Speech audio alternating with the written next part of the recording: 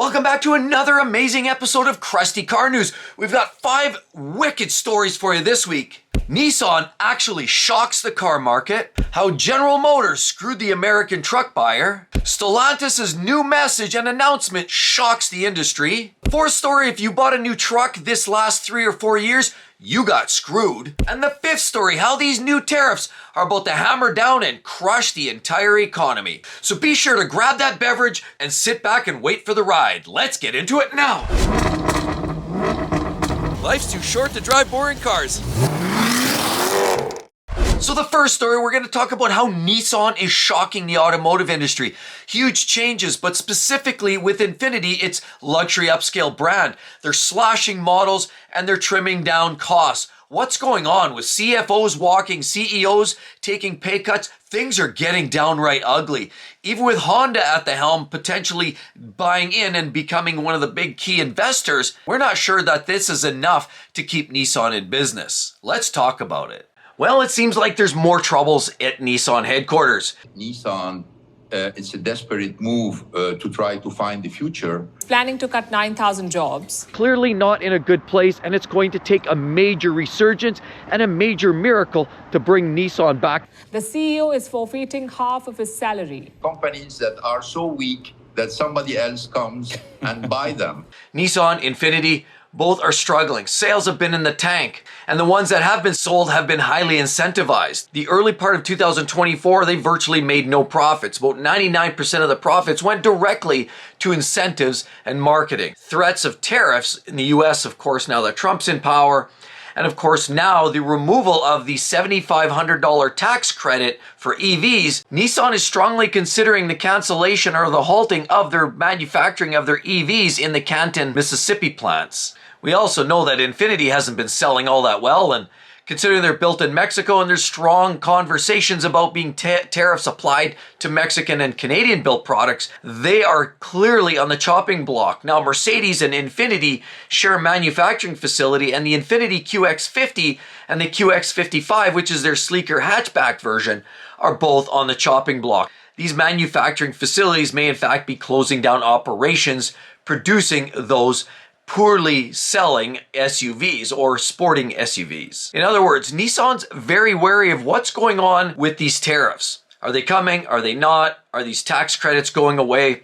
We already know that Trump signed off some paperwork that essentially said no more mandate for EVs.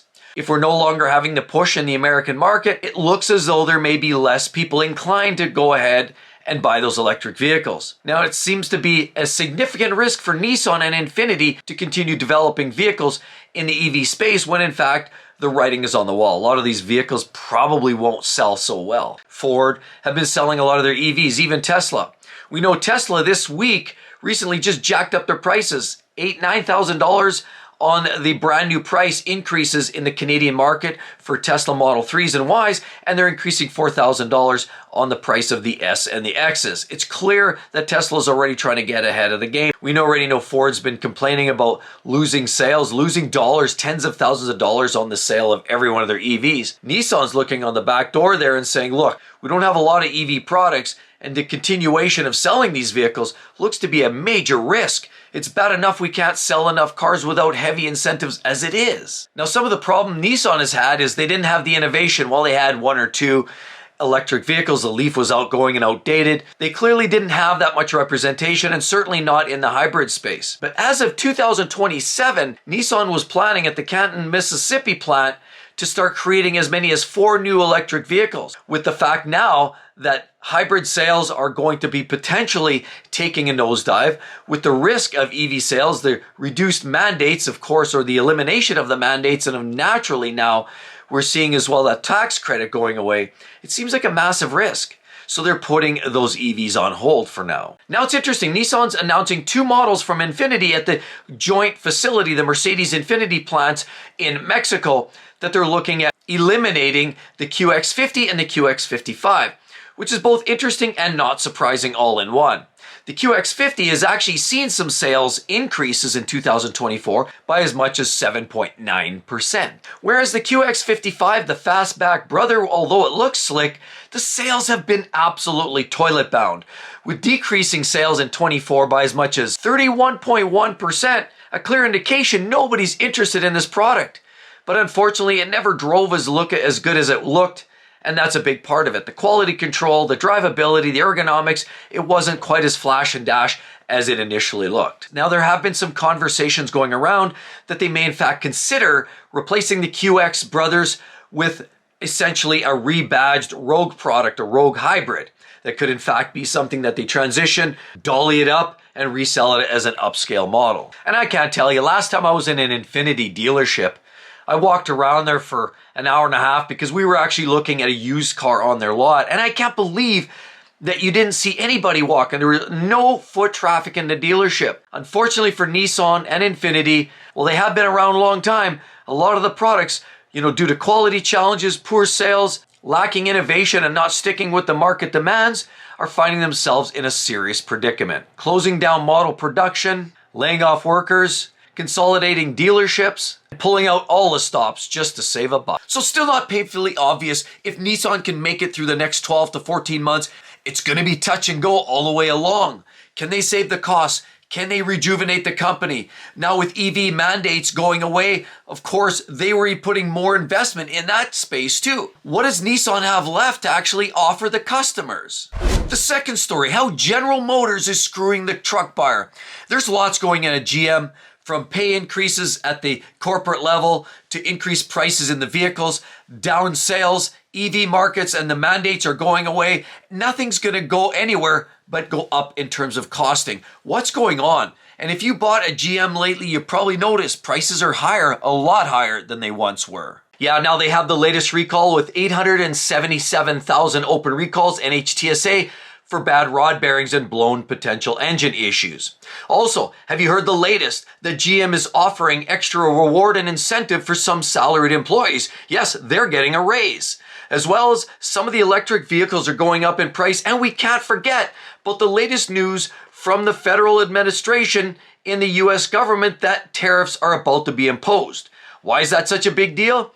Because a vast amount of the full-size GM pickup trucks are built in Mexico and some in Canada, both of which are about to be exposed to 25% tariffs.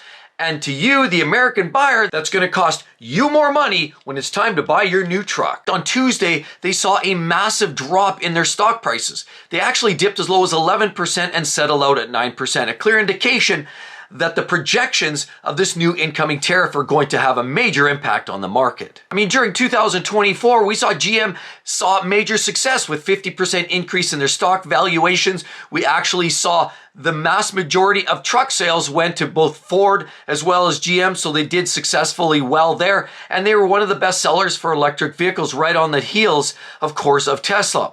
So what went wrong and how did it go so bad? One of the big issues for the immediate share drops was the change in the policy and new share buybacks. That went bye-bye. So a big reason for some of their previous success in their share prices is GM exploited and purchased about $7 billion in shares in 2024 and is $11 billion in 2023, which essentially reduced the amount of available shares and jacked up the share prices. So it's a little bit of a simulation. So there's 5 major reasons why GM saw this massive decline in share prices and this popularity that went away. These 5 reasons, the first one really comes down to IRAs, comes down to tariffs, and the administration is going to apply some stricter policy changes, some of which are not fully exposed yet. The second point is a negative mix. In 2024, we saw a great blend of sales of trucks, EVs, but now with the new administration, there's talk that in 2025, we may see some of that $7,500 tax credit go bye-bye, and that will have a major impact on the sales of any EVs. And again, a big part of the profits for GM was the sales of some of their EVs. They were very popular and they were selling. Another issue was the price declines. Expected 1.5%, but with the incentives that were applied at the end of 2024, there was a significant amount of dropped in some of these prices, obviously much lower than the organization expected, and that is having a negative impact. Flat volume outlook is quite disappointing as well, and the trajectory going into 2025 looks to be very flat.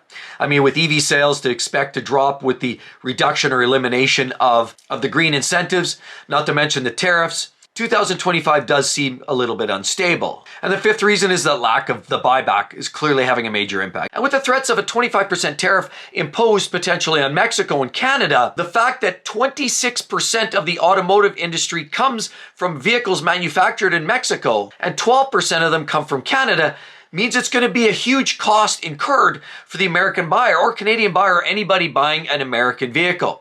Vehicles that are imported from those countries are like to see significant tariffs. And if you thought the prices were extraordinarily high today, wait till you throw another 20, 30, 40% on top of what it is today. We thought truck prices were getting expensive. In a cost of living crisis, things are about to get a whole lot worse. Many of GM's profitable trucks are built in Mexico, as well as a Chevy Blazer EV and Optic, of course, Caddy. Those are also built EV style in Mexico, and with massive tariffs applied to Mexican products like those, it's going to mean the translation. You and me are paying a lot more when it's come time to actually buy that new truck. $135,000. And with this elimination of the $7,500 federal tax credit, it could be a huge impact. And buyers that were thinking about buying EVs are likely to think again. We did see a great year for GM. General Motors went all the way from the first quarter market share of 6.5% to the second quarter at 7.1%, third quarter 9.3%, and the fourth quarter crept up to 12.5%. A clear inclination that GM found their niche. The CEO of GM also met with Trump. They want to find a mutual agreeable arrangement that provides good balance and success for both the American buyer, the American economy, as well as a General Motors organization. And so without these $7,500 tax credits, you and I, the buyers, the consumers of a lot of these products by GM, are inevitably going to cost more money. If you've been looking for an EV by General Motors, you're likely going to pay more. You're not going to experience that $7,500 tax credit. On top of it, these tariffs are likely going to translate to you paying more. Now, on top of what makes this all much worse for the American buyer and the truck buyers, of course, is if you've been thinking about buying one of these vehicles, now know this: General Motors is starting to pay some of their salaried workers a little bit more.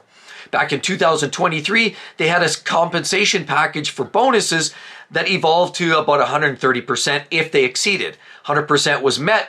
There's a possibility if you didn't meet the targets, you were less than 100% or a 1.0 multiplier. But since then, they saw all the success and the upward trajectory and felt that they need to compensate some of their workers. So the salary workers now are looking at exceeding their targets, may be experiencing a multiplier today of 144%, another 14% on top of their original target. And ultimately, that means somebody's footing the bill. And it's not going to be them. We know share prices have to be met. We know the CEO wants to get paid and all the henchmen at the head table want to get paid. Prices are not going to get any lower. If all it's going to do is keep paying the executives more money, the salaried workers more money, the frontline workers building these trucks are getting more money, tariffs are applied to these vehicles are going to charge more money, and as well, of course, these tax credits are going away. That's just going to mean a lot more money out of your pocket to buy a new General Motors truck. A 2019 to 2024 Chevy Silverado 1500 and GMC Sierra 1500, the 21 to 24 Chevy Tahoe, Suburban GMC Yukon, and Cadillac Escalade SUVs equipped with the 6.2-liter L87 V8 engines are all known to potentially have a huge risk. And that could screw 877,000 out in circulation today. Every one of those owners could be screwed by GM if this problem is not corrected. These engines are created from a cast nodular iron, and they are a little more susceptible to surface defects, micro shrinkage. We've all aware of shrinkage to some degree, but General Motors and the L87 has a serious issue with that, potentially. And this all can lead to cracks and therefore defects and potential engine failures. But in General Motors camp, the problems just keep rising. The worst part is, as a buyer of a lot of these products, it could mean that you sustain one of these issues. Are you the next one on that complaint list? Or in fact, you've just got to spend days or weeks leaving your vehicle at the dealership, getting a new engine, new transmission. All these recalls just means time away from your vehicle. Even worse, if you're paying a lease or you use that vehicle for work, this takes these vehicles away from you when you need it the most. So do you think these tariffs are going to play a huge role? Are you prepared to spend 30-40% more for your new GM pickup truck? I'm not sure. Either way, it's a lot less money. If you go down to my fourth wall page, pick yourself up a great t-shirt, a hat. It helps sustain us, keeps us in business. Things aren't getting any easier out there. The third story about Stellantis has a huge announcement to offer up the entire car industry. Yes, things are changing. The future could in fact be bright, and they've recognized since the elimination of their outgoing CEO, they've got a new focus, a new direction. Maybe bring affordable vehicles that are built to last? Well, let's talk about it. Has the entire car market turned on its head and quaking in their boots? Lots of things coming down the chute. Of course, with the inaugural event that we had when the new President Trump rolled in, it all started with Elkman meeting up with Trump and Stellantis then offering $1 million towards the incoming President Trump inaugural event. After a very rough and rocky 2023-2024 year for Stellantis, the manufacturer, the owner of Jeep, Ram, Dodge, Chrysler, Alfa Romeo, Maserati, and beyond, showed that something drastic was about to change. The end of 2024 rolled out with Carlos Tavares, the outgoing CEO, retiring because of his lack of popularity and misguided direction that a lot of the American buyers were looking for. Affordable, reliable, cost-effective vehicles from the main manufacturers, Jeep, Ram, Dodge, and Chrysler. Unfortunately, products even like the Wagoneer S, which actually is hitting car lots recently, is showing cold levels of popularity. Nobody's buying them, nobody's interested, and with nearing 6 figures of price tags and the MSRP, nobody's interested in buying those. Of course, there was hosts of job losses across the board.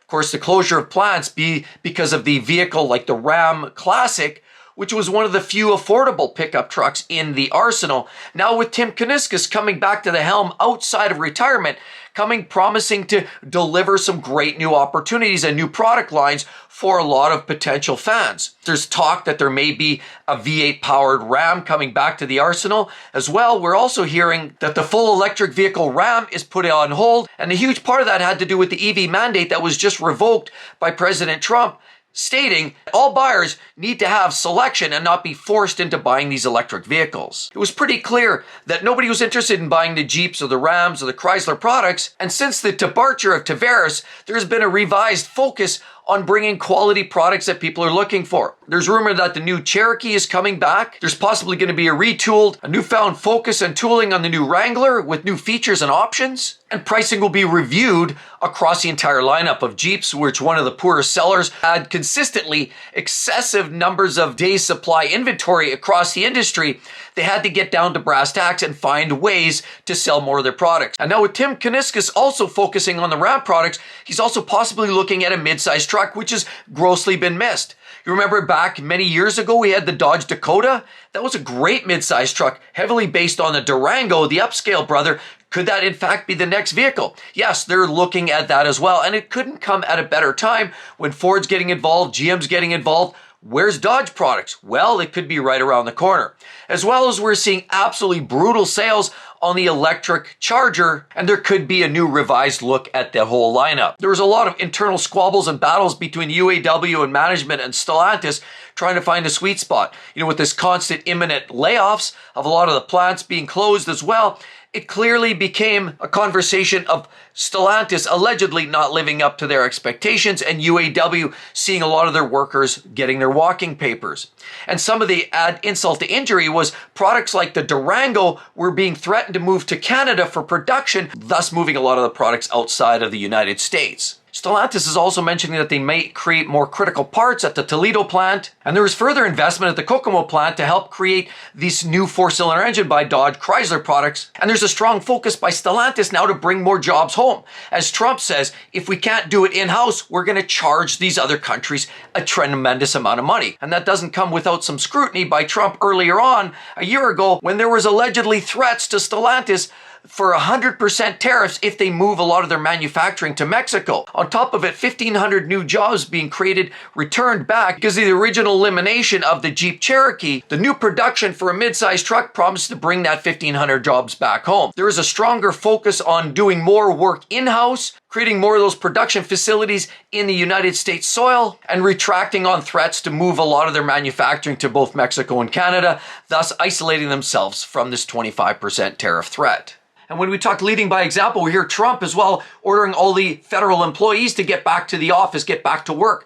But Stellantis is following suit, and they're doing the same thing. Now, the latest news is they're bringing all of those remote workers, office workers, to say, look, we need to find the dynamic, and groups and teams work much better together. So they're going to bring a lot of those workers back to the office 3 to 5 days a week. There's going to be some huge changes in Stellantis, a lot better focus on productivity, and hopefully that trickles down to the end result, a better product and certainly a better drivetrain at maybe a sharper, better price. Marketing is a huge part of the game, and they're about to embark on a tier 2 marketing campaign, which is really more focused on the metropolitan and more regional areas. Of course, a lot of people have been saying, look, we have lots of vehicles on our lot in my area, but then you look in other parts of the country and their lots were clean. It wasn't consistent. And there's going to be a much more targeted approach to selling their products going forward in 2025. But the question still asks, what does that mean for pricing? There's a lot of talk about marketing and innovation and changing the product lineup, but what about the pricing? Is that going to be changed? Sales increased for Ram and Jeep products this year by Stellantis, as those are the primary North American products. And the company is clearly much more eager to repair these faulty relationships that they experienced over the last couple of years. It's pretty clear that Stellantis needs to make some major changes, as from 2023 to 24, they saw a 15% decline in sales from about 1.5 to 1.3 million units sold, and so big changes are in the works. They're even possibly looking at advertising at the Super Bowl. So with EV mandate that was removed, it was quite clear that something major had to change. Now, not only is the electric Ram pushed off, so is the Jeep Recon pushed off, and already I mentioned the Wagoneer S is having poor sales. So it's already a leading indicator that the EV industry and market is not where Stellantis is headed right now. So it has been confirmed that while not only can we anticipate a mid-sized truck, they are saying that an ICE, an internal combustion version of the Dodge Charger, will be back this summer, and they are looking at refocusing on an affordable Ram 1500. Since they lost the Ram Classic that went bye-bye based on the old platform, maybe it was just as well. It was an old dying platform, but they are going to focus and refocus on bringing something affordable back to the half-ton lovers into the Ram space. Could in fact Stellantis be on the right course? This is very optimistic. Sure, the mandates are coming in, but on the flip side is, with Stellantis possibly moving a lot of their manufacturing back down to the States, could in fact offer jobs, lower prices, increase some of the quality of these vehicles. The future looks bright for Stellantis. The fourth story about truck buyers getting absolutely hosed is nothing short of extraordinary. Yes, it's been going on. If you bought a truck in the last 3 or 4 years, you know exactly what I'm saying, but let's get into it. We've seen truck prices rise to an alarming rate. We scratch our head. 1 second, we see them costing $50,000. The next moment, we're seeing trucks on average costing $70,000, $80,000, $90,000. What happened? What happened in the last 4 years? And is this even right? How are customers getting screwed so bad? Could it be we let them? See, a few short years ago, people were getting out there. They're agitated. They got money from the government. They got the handouts. So they wanted to get out there and they wanted to buy a new vehicle. Unfortunately, what we saw was a lot of the factories were closed, and companies like Ford, GM, we even know Toyota actually closed their factory for a period of time, and it created all sorts of shortages. But supply and demand kicks in, and people decided they still wanted to buy vehicles. They had money, easy come, easy go. They wanted to buy a new vehicle. And so a lot of this inventory that we see here is still residual from 2 or 3 years ago. Yes, a lot of these vehicles are still sitting. They're not selling like they should have. And even with these aggressive incentives at the end of 2024, it still didn't wipe the slate clean for a lot of trucks. Well, the OEMs and the dealers realized that they could pretty much put any price tag to a vehicle and somebody would buy it. Right here we have a very basic trim level truck, obviously a Ford, no slider, basic steel wheels on there, absolutely cheap. And I can look even inside and we just see cloth seats, basic interior, not much to write home about. And it's clearly an F-150 XL, so it's a very basic trim level of truck. How much are these trucks going for? This is equivalent to what we're seeing over in Ram, where Ram was overpricing a lot of their vehicles in the last few years. But they did have a couple of base trim vehicles. They had the Tradesman, which was a very low trim level, and as well the Classic, which was based on an old skin, an old platform that they were just trying to clear out inventory so they could afford to get rid of them on a song and a dance, but they still try to charge a significant amount of money. Right here we have an F-150, very basic, not many features there, is there? But this is the XL, and even the XL is going for $67,000. That's right, folks, $67,000 plus extras, plus mats. You put, okay, they give you the mud guards here. If you put a little paint protection film on the front, you probably want to protect the paint. This is going to cost you over $70,000 out the door for basic XL. But the dealers knew that people didn't want the base trim. They wanted full-size trucks like this big Harley Davidson, and they wanted upper trim level vehicles with more features. You know, the GMC Elevation was a vehicle that could sell. It was a price point truck that was selling, but people wanted the Denalis. They wanted the more upper trim level vehicles. And people, you know, obviously the TRD Pros from Toyota and some of the upscale trucks from Ford, like the Lariat, for example, was another trim level vehicle that was more popular. Nobody wanted the XL when they could get a Lariat like this. But with the Lariat and a lot of these upper trim level vehicles, clearly these manufacturers recognized that buyers were willing to pay. Obviously, this is an F-150 Lariat right here. You'll notice the difference. You get the running boards, you get chrome there, you get chrome, you get big, beautiful chrome rims. Even the headlights look different, and the grille is much, much nicer. It's a very, very good looking truck. And it doesn't matter if it's Ford, GM, even Toyota got on the wagon, recognized TRD Pro, yes, sell like hotcakes. You could spend $70,000 or $80,000 on a Tacoma that's decked out. I even had a buddy that bought one this year, and they kept trying to pitch them on all these extras.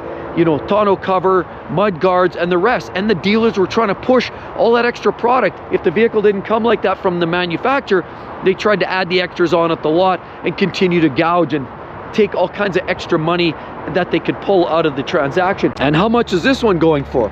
Well, let's take a quick look and see. It's a little icy around here, but let's take a look. This one, F-150, you'll notice the list is quite a bit longer on this vehicle, and this one goes for $86,000 priced up, meaning that now by the time you put on your taxes and extras, you're well into the $90,000 range. And this is more like what we're seeing. I actually saw Lariats going for as much as $100,000 Canadian, where it's absolutely obscene.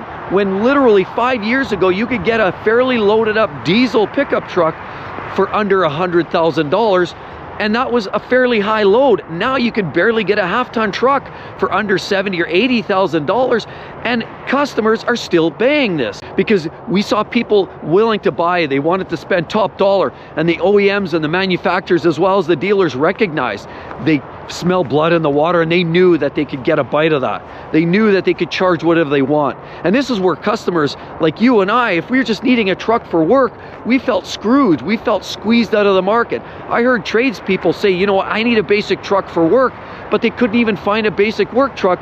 And even if they did, it was elevated in price. A lot of these dealers were jacking prices up just because they could. There was ADMs, adjusted dealer markups on almost everything, on almost every type of truck you could possibly find about 2 or 3 years ago. And it got frustrating for people that actually needed to do a little bit of work with their trucks. And even gorgeous trucks like this, with a little bit of extra bling, you have a slightly better set of all-road tires, off-road tires, Tremel, you have the decals there. Beautiful vehicle. Obviously the improved enhanced rear tail assembly. You also get the rear slider on this vehicle, painted, finished parts like this, and of course extra details like this just meant people, you know, they wanted something a little bit dressier, a little flashier, a little sportier, so they started gravitating to trucks like this. Why would you want an XL when you can get a truck like this with the bigger wheels? You can get the 35, 36-inch wheels on some of these vehicles, and look, you even got a sunroof in this unit. But these don't come cheap, and the Tremors were a popular model. And why is that? Well, at $93,000, this did not represent good value, and there was price markups on everything, even trucks like that, and that's where the trouble got real. We're seeing repossessions now up 23% in 2024, a clear indication that people were getting in over their heads. $68,000. Yes, 68 grand for this unit means that, again, we're dealing with over $70,000 out the door. Yes, repossessions are up. People just wanted what they wanted, but unfortunately, the dealers smelt it. They smelt people wanted. They smelt the desperation, and they were really taking the screws to a lot of buyers. It's unfortunate. Yes, it's a capitalist society, but what they did was truly harmful to the truck buyer. And then every car manufacturer tried to come up with something creative. In this case, we see these Harley Davidson pickup trucks here, 1 ton, full-size lift-kitted truck, obviously costing a significant amount of money. I saw the sticker on one of these vehicles, and we're talking about a truck that's costing $185,000. That's right, people were deciding to buy now with their emotions more so than what they truly needed, because Ford came up with some special edition models, the Raptors, the Harley Davidson trucks, for example. Toyota and the TRD were some of them as well, and Ram came up with some of their own high trim level trucks that people really wanted to have. They didn't need to have, but they were buying them, and that, of course, the dealers were really charging significant markups on a lot of those high trim level trucks. They knew they couldn't make as much money on the XLs. They couldn't make it on the Tradesman from Ram. Even the base trim trucks that GM has is putting out with a 4-cylinder. Who wants a 4-cylinder full-size half-ton truck? Nobody here that I know of that's doing any real work is buying a 4-cylinder full-size pickup truck. Those are the vehicles that were at affordable price point. But now Ram has gone and pretty much eliminated the Classic, and that's off the market now. Obviously, trying to get the lower trim level vehicles means they're trying to reduce the vehicles with low amounts of margin. Yes, that's right. They want to sell trucks, and only trucks and cars with high profit margins. And so every one of these truck manufacturers seems to be going through some serious quality issues. So you think, okay, I want to buy a new one. Okay, interest rates maybe 7%. Some of these vehicles are highly incentivized. We saw interest rates that were close to 0 at the end of 2024 just to get rid of these. Okay, that's great. What about buying a used one? Maybe a truck that's 5 years old that doesn't maybe have all the issues. Well, get yourself a used one, and the interest rates are up closer to 11% or beyond. And that's if you have a great credit score. On top of all of this issues and concerns about quality, insiders are saying that the new Ford F-150, albeit it looks exactly the same for 2025, there's approximately 2,400 less individual parts in the truck than you're finding in the 2023 and 24s. So if you go and buy yourself a brand new 2023, sure, you've got to deal with lot rot. That's one issue, because now with lot rot, if it's been sitting here for maybe 2 birthdays, 3 birthdays, possibly in some cases, we're seeing Rams. Well, I'm still seeing 2022 sitting on the lot. A lot of customers are not aware of that scenario. So a dealer comes along and says, look, we'll give you $5 grand off.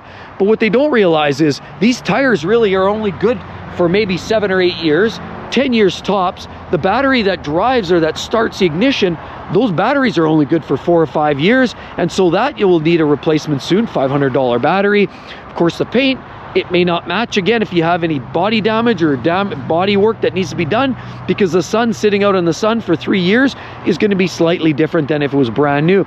There's all kinds of deterioration. We also can't forget that in a back 40 like this, you get rodents. Rodents jump up in there and they could start gnawing away on wiring and start chewing away and start corroding some of the wiring underneath. Flat spots on the tires, and all kinds of deterioration is going on a truck that's been sitting here for 3 years. And so a lot of these dealers continue to try to hose the buyer and say, look, we'll give you $3,000 off. We'll even give you $5,000 off, but that's not enough. 2 or 3 years ago, where people were overpaying for a lot of their trucks, that they paid, there was an addendum or ADM on a lot of these vehicles, they might have paid an extra $10,000 or $15,000 because it was a hot truck at the time. And then lo and behold, 2 years later, once it's settled into its natural depreciation curve, which is closer to about 30 to 40% in 5 years, they're starting to realize that they dropped down, they had a much bigger fall. So yes, they're underwater, negative equity, and a lot of people that bought trucks 2 or 3 years ago now are finding themselves owing way more to the bank for that vehicle than the vehicle's actually worth. Some of these manufacturers are doing things that are a little bit sneaky. They start creating products like this. We have the Maverick. Why? Because they overcharged for all their full-size pickup trucks, where 5 years ago, Garden Variety Lunchbox Joe could afford to buy one of these full-size trucks, whether they need it for work or heading out to the cabin on the weekend to tow their little trailer, their little bowler, or what have you. They can no longer afford it because these massive price escalations we've seen in the last 4 or 5 years. Now Ford comes out with something that's a little bit cheaper. Hence, we have the Maverick. Well, that may seem all well and good, but a lot of people saw that as an insult. Well, some people got on the wagon and decided, I just need a vehicle. I'm not here to argue. I'm not here to bicker. I'm just going to buy myself a lower cost truck because this now became available. Well, look, we now have a Tremor. We have obviously a Maverick over here. We have XL, XLTs, Lariats. This one's a mid-trim, obviously XLT. And you know, this one here does not give you rear slider. There's no leather in here. You get a lot more basic finishing, more plastics, more basics. But a lot of people really gravitated to the Maverick Hybrid, and they just wanted something that was cute, fun, and actually met the intent of having a pickup truck. A lot of people didn't really care if it wasn't a full-size truck. A lot of people literally saw that, you know what, it's got a box, it has some versatility that I need, and this is all that I need, and it's fine. But many other people saw this as a poke in the eye when all of a sudden they come up with the Ranger that was more money than the outgoing F-150, and then they come up with the Maverick, and I've seen these as much as $55,000 right here in Lariat form. Clearly not necessarily the affordable truck people were hoping for. My old 2003 Ram is a great runner, but you know what, it's getting old, you know, and there's a time where I'm gonna need something a little newer, and I've been shopping around, but I just can't afford these trucks. And I know I'm a lot like each and every one of you, and it's so infuriating, so frustrating that we can't go out there, we can't just afford a truck. We work well, we work hard, we try to earn a living, and yet we can't even afford to buy a new vehicle to get us to work. What are we resorting to now? Beaters? You know, 20, 30-year-old vehicles? Who's buying these trucks? Who's able to afford these brand new trucks? So it doesn't really matter what kind of trucks you were looking at. Doesn't matter if it was General Motors, Ford, Stellantis, Ram, and of course even the Toyota Tundra and Tacoma. Every one of them seems to be reaping all kinds of problems, quality issues, escalating prices. I don't know where to go. Do you? What would be your favorite truck? I don't know. There's not even a safe one in the arsenal. Every single truck manufacturer seems to be struggling with quality, and prices are getting out of control. As always, if you're not currently a subscriber to Exotic Car Play Place, you're definitely going to want to tag that subscribe button down there. Hit it, hit the notifications bell. You're going to know about every single amazing video that comes out. The fifth story, tariffs, tariffs, tariffs. Yes. Today, of course, we heard on the weekend, we introduced to tariffs being applied to Canada, Mexico, and as a matter of fact, there's threats all over the globe. The Americans, certainly tariffs are being applied to every industry, and it's going to really have a major impact on the car business. If you're thinking about buying a car coming up, this could get really nasty. What cost you yesterday 50 grand might cost you $80,000 today. This is getting crazy, and the cost of living crisis, I don't know. What do you think? Are you ready to buy a new vehicle in this current financial crisis? I'm terrified. I'm truly terrified. The entire industry, the car market as a whole, is going to change forever. We're starting to see some significant changes, in panic and anxiety is what I'm starting to feel with these tariffs that are being imposed. More employment, lower taxes, that's the win. But in getting there, often there's going to be some collateral damage, and a lot of other countries and certainly a lot of other markets are going to feel the burn. From a car buyer's perspective, this is where I get a little bit nervous. And a lot of this is coming on the heels of supply and demand. We know what that's all about. And the car market, whether this tariffs last for a week, a day, 6 months, a year, or beyond, we've already heard come February 1st, there's going to be some drastic changes. Yes, we're going to see a 25% tariff applied to both Canada, Mexico, Europe's going to feel some burn too, and there's threats of all kinds of different varying degrees of tariffs applied to a lot of European countries and businesses. A lot of the car industries that we enjoy today. If you like a BMW, maybe like a Benz or an Audi, those vehicles will all start to feel the burn because a lot of those vehicles are still manufactured in Europe. And while a lot of them are now moving, headquarters, of course, still are in Europe, a lot of these car manufacturers are starting to set up, satellite businesses. Some of them are actually built in Mexico, Canada, US, and across the globe. This is happening all over. Honda, Toyota, Stellantis, even small amounts of GM and Ford products are built in Canada. Well, this Saturday, we're about to see a 25% tariff applied to these vehicles. Now, what does this mean for the market coming up? Again, depending on how long we hang in there, depending how long these tariffs are sitting around for, this may have a minimal, zero impact, or could be absolutely catastrophic. Let's go to the worst case scenario because we don't know yet what this market actually looks like. We know Toyotas and Hondas, again, built in Canada. If there's a Honda, maybe there's a Toyota you've been thinking about buying here coming up this year. Maybe you're saving your pennies, maybe you're looking for the right deal and possibly just shopping around. This Saturday, depending on how this is all implemented, we could start seeing aggressive price increases across the board. I mean, we saw in Canada already this week, Tesla jumped ahead of the game and started upping their prices on the 3 and the Y of the Teslas are seeing a $9,000 increase in their base price and a $4,000 increase in the price in the price adjustments to their S's and their X's. They're already getting ahead of the tariff, 25%. So maybe you're thinking, you know what, you want to buy that BMW. Well, if we're talking 25% increase and maybe it's a car that's built in Europe, there's still a strong possibility that the tariffs may be applied to a lot of these European countries. And what all that's going to do is increase the price. So maybe it's a $100,000 BMW today. We haven't necessarily heard what the target landing point is for a lot of those vehicles in Europe are going to be. There's conversation. It could be 25%, 50%, 100%. Could be a lot of different things. Even if it's 50%, that BMW you're hoping to buy today for $100,000, in a month from now, that might cost you $150,000. See, now all of a sudden the affordability goes away because a lot of people buy within close to their means. They look at their budget. They say, I can fit, $1,000 a month, $500 a month into my monthly car payments. And then they start to stretch and they pull and see how much that they can get. Maybe a 6 or 7 year car loan, which is bad behavior, by the way. I mean, ultimately, you should try to keep it to 3-4 years, ultimately. But a lot of people go for that 5 years and beyond. And if that's the case, a lot of people stretch and say, look, I can afford $800 a month over 6 years. That's going to take me to X. And this is what I can afford. Maybe it's a $60,000 car. And this is just where life lands. But that $60,000 car now all of a sudden becomes a $90,000 car. Now, bye-bye to the budget. Where maybe you were looking at a Toyota Highlander, maybe the only thing you'll be able to afford shortly is a Toyota Corolla. A lot of these European car manufacturers contemplating moving some of their facilities to North American soil, just trying to avoid the tariffs. We've heard Porsche possibly starting to suggest that they may build the 911 here in North American soil, repurpose some of the Volkswagen facilities.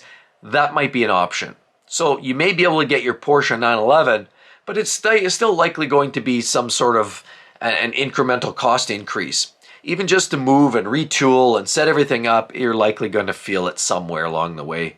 That comes at a cost. A lot of the Volkswagen products built in Mexico. A lot of GM products are built in Mexico. Stellantis products built in Mexico. I mean, you could list off almost every manufacturer in whether it's Europe or wherever it is, even the North American market. Many of them are built in Mexico. Why? Because a lot of the plants and the facilities were cheaper to build and maintain. The workers were lower wages. And so to get that same manufacturing ability, you were able to save some money at the corporate level. So that's why they outsourced and repurposed some of their products to be built in places like Canada with a poor exchange rate. When you talk the US versus the Canadian exchange being somewhere around that 70 cents, 68 cents to American dollar, means that you can get almost 1.5 times more productivity from that US vehicle that's built in Canada, but moved over to the US. Same thing goes with Mexico. The peso, although things have changed there, it's still a cheaper way of conducting business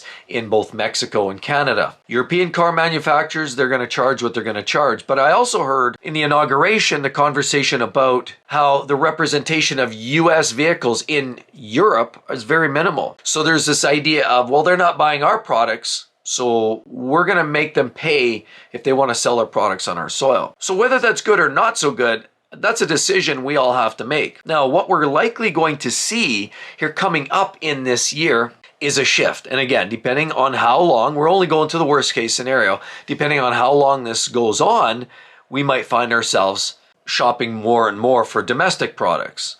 A lot of these European car makers are going to move their manufacturing facilities to North American soil, which is ultimately what the current administration is looking for, is just relocating, because a lot of those cars, if they're built here on US soil, that's a win for Americans. That's a win in so many ways. You're able to get your vehicle that you always wanted.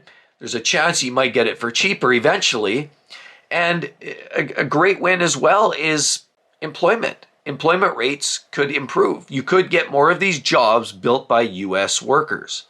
So, yet hypothetically, let's just say for giggles, BMW says, look, we can't afford to do business like this. We're going to move a facility, say to Tennessee.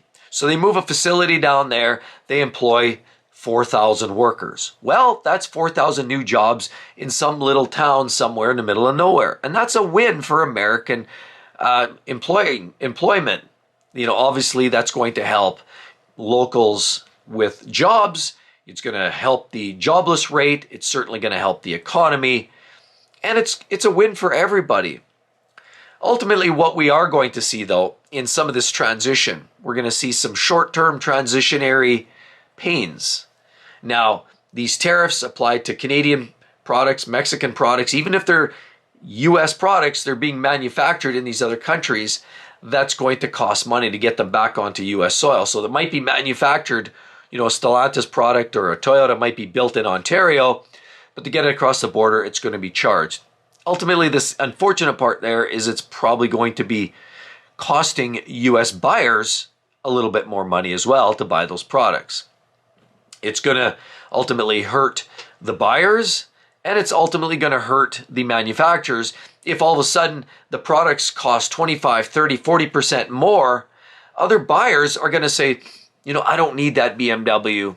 Instead of $150,000, why don't I buy something else? Maybe buy a Chevy product, maybe a Ford that's built in U.S. soil. And so that's going to change this entire market. And depending on what side you like to sit on, and it's certainly good for the American buyers. This is always going to be a win for domestic products. And ultimately, with reducing the jobless rates, increase the quality jobs that are hitting the U.S. and the Americans.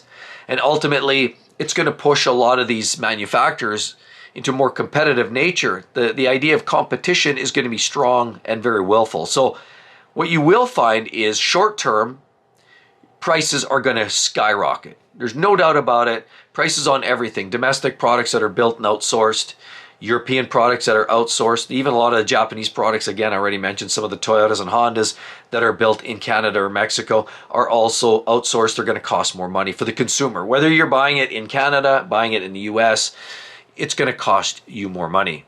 The end game is more revenue generated for the US is going to be a win, certainly for deficits, and it's going to be a huge win ultimately for the jobless rate. So there's a lot of wins in this.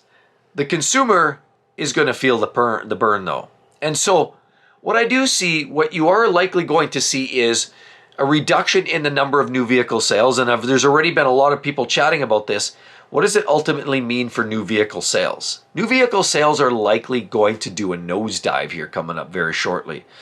And it almost doesn't matter what type of products, because we know Stellantis, I've already said this, GM, Ford, a lot of them outsource and build in these other countries that are currently going to be under a tariff. So all those products are going to go up in price. European cars are going to go up in price. Japanese up in price. All these vehicles are going to go up in price brand new. So that's going to now push a lot of people out of the new car markets and into the used car markets. So what's that going to do for used cars? Well, the used car market is going to experience what we saw back in 2020.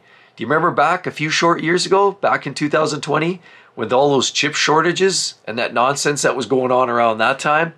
Yeah, we're going to see something similar to that, because instead of now being a chip shortage, it's going to it's going to see very much the equivalent situation where the vehicles are going to be up in price. Obviously, the new car, truck, SUV prices are going to be higher. And where it was before due to chips, now it's going to be because there's going to be less vehicles manufactured because of a lower demand. Supply will not be overgrowing. If anything, you're going to have a lower supply, lower demand, and ultimately prices up. You're going to see more of these games likely to buy these manufacturers. We saw Stellantis taking full well advantage of the consumer with jacking up prices and certainly selling only their premium trim levels. And with the premium trim levels means their profit margins go up. So we already know that game's a big game that a lot of the domestic products particularly were playing, and a lot of the truck manufacturers were playing. And honestly, across the globe, a lot of the manufacturers were doing this, trying to sell more of the high trim level vehicles with bigger profit margins. And that's likely what we're going to see more again. We're likely going to see probably a reduction in the number of vehicles that are sitting on the car lots to pick from. And you're going to see more of the premium trim levels. You might see a reduction in the affordable types of vehicles. You know, that price point, $18,000 cars are likely going to go away again.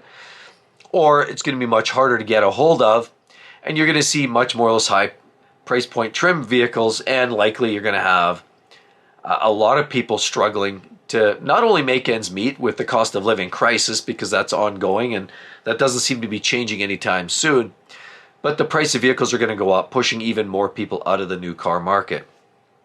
Ultimately, used cars, while there is an overabundance, not an overabundance, there's an abundance of used vehicles currently right now, as there was a bit of a catch-up game over the last couple of years, and certainly with a lot of these big incentives over the last half year of 2024, people were buying more new. And so what that did was orphaned a lot of used vehicles, and a lot of used vehicles start to fill the lot. Slowly we start to see used inventory. You're seeing the auction houses starting to fill up.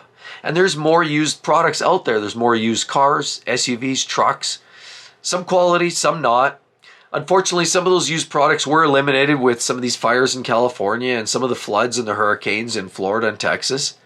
But the balancing act is a constant ebb and flow. Overall, though, the used car inventory is sufficient. It's somewhat stagnant, but it's there. What we will likely see, and depending on how long these tariffs go on for, a longer duration of tariffs could mean a dwindling of used supply. So initially we're going to find used car supplies and price is going to be where they're at today, which is going to be slightly escalated, but what most people consider somewhat fair, albeit slightly high in prices compared to what they saw 5 years ago. Ultimately, if these tariffs go on long enough and the shortages continue going on long enough, realistically, we're probably about to embark on a shortage in the used car sector again.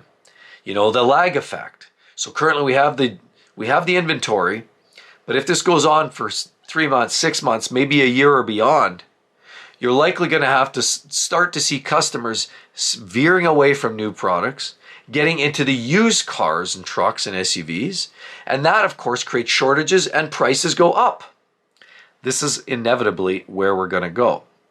So here we talk again about shortages and the inventories and the high prices, and interest rates likely will be up and down, and we've already heard some of these tariffs could drive and could actually trigger some major interest rate changes.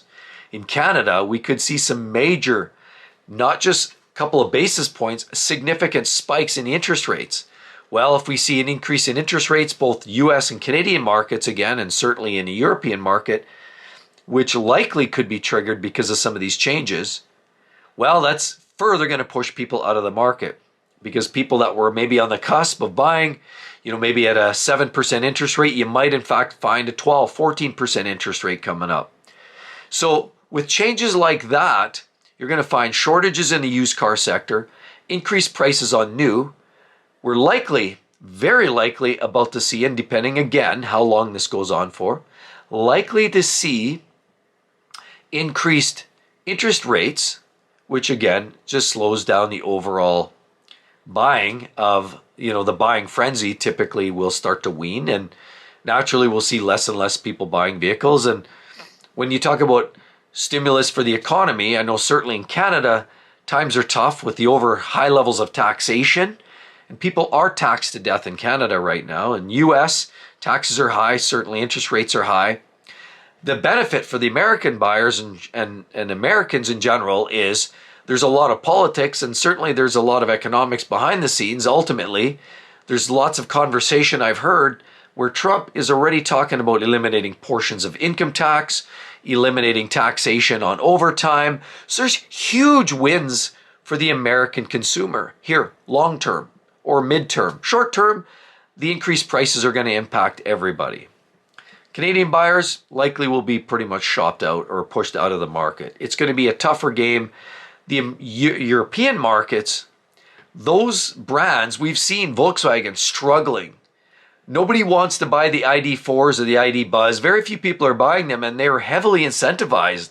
But what's likely going to happen over there is even less, because now with the removal of the mandate in the US means there's less people motivated to buy those electric vehicles. So you're going to find Volkswagen continually to spiral downward. And even though they're looking at some other business options, Volkswagen is struggling. The VAG, Audi's not selling their e-trons, not well. They're not doing well at all.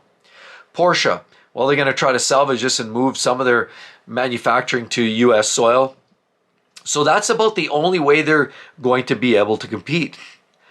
We look at Mercedes. They've been struggling as well. Market share is dwindling. They're certainly losing a lot of their sales. And not only that, a lot of the diehard loyalists just aren't interested in Mercedes anymore, where they used to have V8s and now 4 cylinders are replacing that. It just doesn't seem to attract the same buyer. Their lease buybacks, their lease rates aren't as aggressive with Mercedes either. And Mercedes stock prices have been nosediving. Now BMW, they've been holding their own as well. However, their electric vehicles aren't doing particularly well. And honestly, if we look at the entire European market, even in the Italian market, Maserati, Alfa Romeo, they're all Stellantis products, have been in the literal toilet. They're not doing particularly well. I hate to even say it. Some of the premier brands, even Ferrari is struggling these days with selling some of their top level vehicles. Ferrari, they're not selling, the 296 SF90s are struggling. There's more inventory laying around on lots that just aren't selling. And a lot of it's because the hybrid, a lot of it's the V6, a lot of things, a lot of it is actually economics, if we're being honest. And even the Cylindri, their new V12's not selling like it once, like you would have anticipated with some of their V12 cars. Lamborghini, also not particularly well. A lot of these car brands now, even the premium brands, are starting to show that when you start to see people second guess their purchasing of some of those vehicles, then that's a sign of sure things to come. It doesn't help either in places like Canada, where all of a sudden this government, the current generation, or the current government, has decided to apply this luxury tax. So that's further crushing people that would normally be in that market. It's pushing them out of the market. Why would you want to pay another 10, 15, 20% on the price of a $500,000 car? And a lot of people say boo-hoo, but realistically, every sector of the car market, from the exotic cars to luxury to electric to smaller ICEs, every car sector is going to be impacted.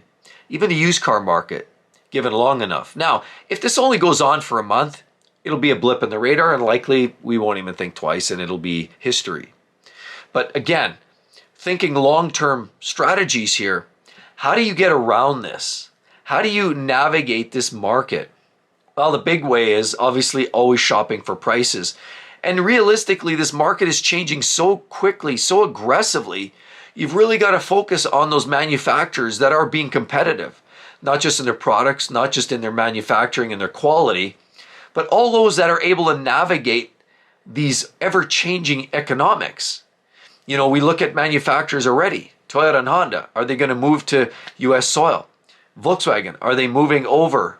Porsche, are they moving over? These companies that are navigating and already trying to think ahead to try to remain successful, those are the manufacturers you want to pay attention to. The ones that aren't competitive, the ones that do want to live like it's 1958, are likely the ones that won't be around in 2 or 3 years from now. With these big changes in the environment and the economy, it's a very interesting time. And I'm not going to fib. This is not about a sales pitch. This is literally me just ranting. It's a Friday and I want to talk about this because I truly believe this is a worrying time. It's troubling. It's an anxious time. And every car brand, what you knew about yesterday is going to be totally different tomorrow. The rules have changed. It's all different. Hats are off. Bets are off. And it's an interesting time, again, depending on how long these tariffs hang around. I do, in fact, would encourage each and every one of you to please drop a line and tell me what you believe a year from now actually looks like. What is a year? Fast forward 1 year, what does the car market look like to you? With all these tariffs being applied, it will have some positive outcome. Potentially bring more jobs to North American soil. Of course, eliminate some of the taxation for workers. The idea as well is to reduce taxation on overtime. It all sounds very promising in other ways. Sure, it might cost on the front end. Long-term outcome could be very beneficial. Time will tell. I'd love to hear your thoughts. And with all of that said, if you want to see a lot more of this great news on the financial side of the automotive industry, check out those great videos. Head on over there. Do be sure to subscribe to Easy Car Buying. You're going to love it. Hope to see each and every one of you on the next one. See you all real soon. Catch you then. Bye-bye.